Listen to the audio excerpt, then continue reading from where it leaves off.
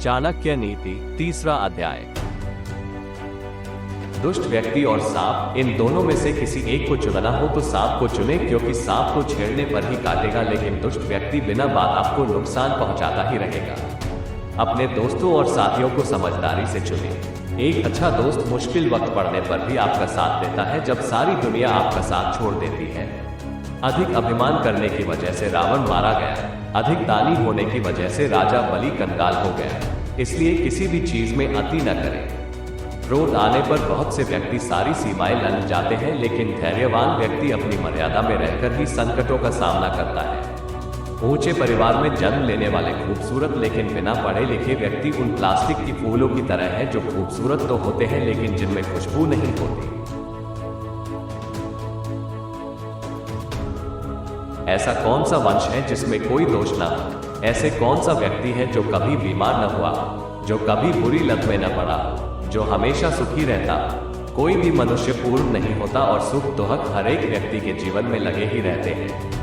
ताकतवर लोगों के लिए कोई भी काम कठिन नहीं होता, व्यापारियों के लिए कोई भी जगह दूर नहीं होती, पढ़े लिखे लोगों के लिए देश विदेश में कोई फर्क नहीं होता, मीठा बोलने वाले लोगों के लिए कोई भी पराया नहीं होता।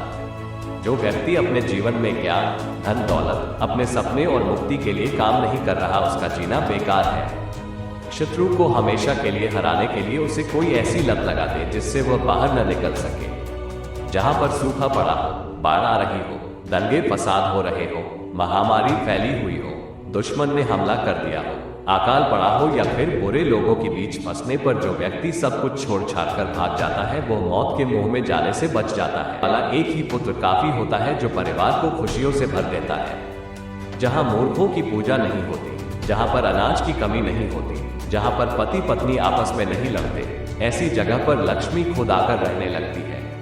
समझदारी से मेहनत करने वाला व्यक्ति गरीब नहीं हो सकता। भगवान को याद रखने वाला मनुष्य पाप के रास्ते पर नहीं चल सकता।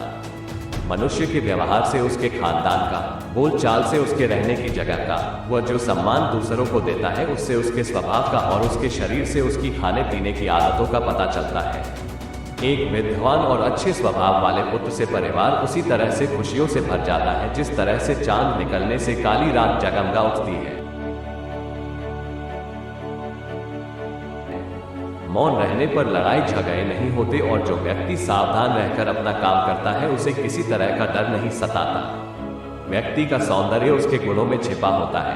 कोयल का सौंदर्य उसकी मीठी आवाज में है, स्त्रियों का सौंदर्य उनकी वफादारी में है, कम खूबसूरत लोगों का सौंदर्य उनके ज्ञान में है और तपस्वी का सौंदर्य उसके क्षमावान होने में है। खुशबूदार फूलों से लदा हुआ एक पेड़ ही सारे जंगल को खुशबू से भर देता है। इसी प्रकार एक संतान ही पूरे वंश का सम्मान बढ़ाने के लिए काफी है। समझदार व्यक्ति का कर्तव्य है कि वह अपनी पुत्री का विवाह किसी अच्छे परिवार में ही करे, अपने पुत्र को योग्य बनाए ताकि वो कुल का नाम रोशन करे और अपने दोस्त को हमेशा सही रास्ता दिखाए।